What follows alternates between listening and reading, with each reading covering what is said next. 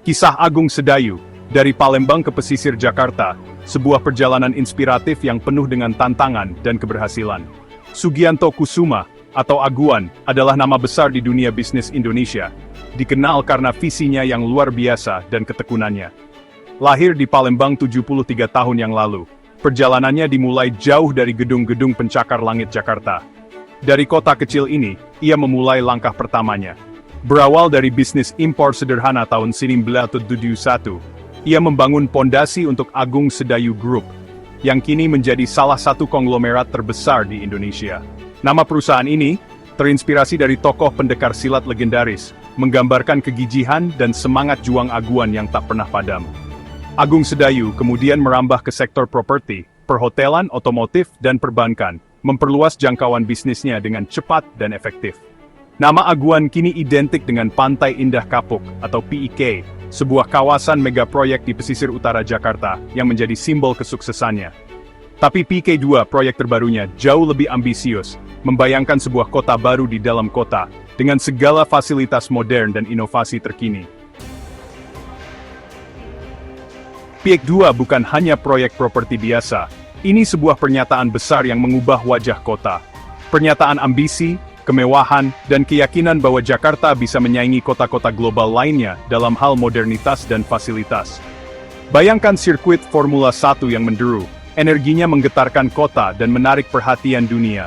Bayangkan taman mangrove terbesar di dunia, paru-paru hijau di tengah hiruk-pikuk kota yang memberikan kesejukan dan keindahan. Bayangkan konser musik menggema di arena terbesar di Asia Tenggara, musiknya menarik penonton dari seluruh penjuru dunia, menciptakan momen tak terlupakan.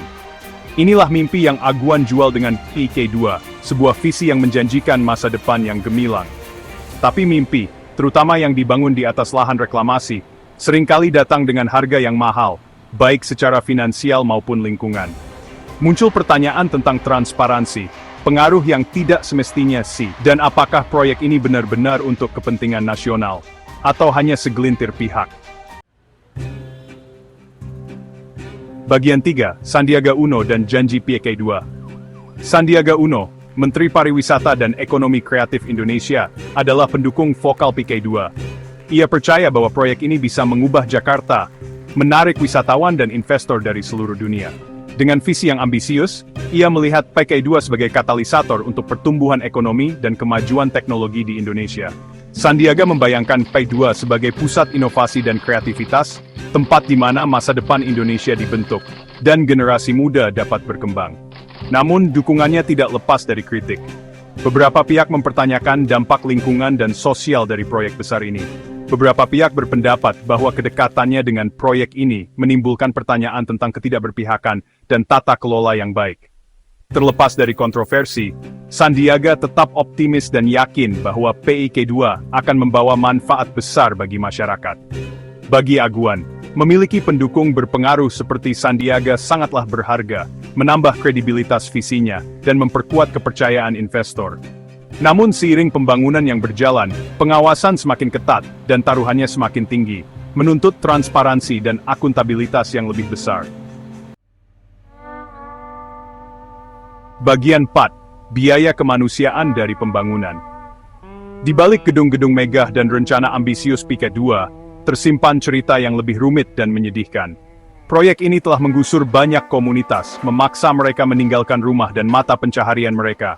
Mereka adalah korban kemajuan yang sering terlupakan, orang-orang yang menanggung beban berat transformasi perkotaan. Dampak lingkungan dari PIK2 juga menjadi perhatian serius. Reklamasi lahan dan pembangunan infrastruktur baru telah mengganggu ekosistem lokal yang rapuh. Kritikus berpendapat bahwa proyek ini mengutamakan keuntungan daripada keberlanjutan, menimbulkan pertanyaan tentang konsekuensi jangka panjang. Menyeimbangkan kemajuan dengan belas kasih dan tanggung jawab adalah tantangan sebenarnya yang ada di depan kita.